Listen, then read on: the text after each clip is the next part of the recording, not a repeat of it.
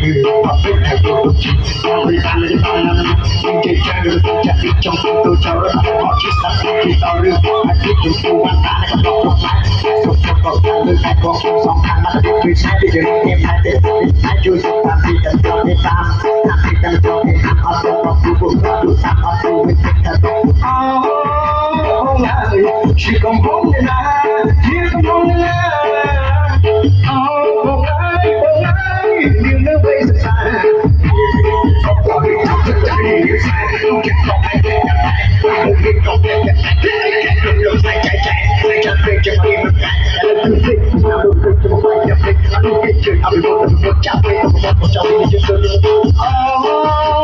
นายก็จะรู้ได้นะก็จะรู้ได้นะอ๋อนายก็จะรู้วันนะอ๋อนายจะรู้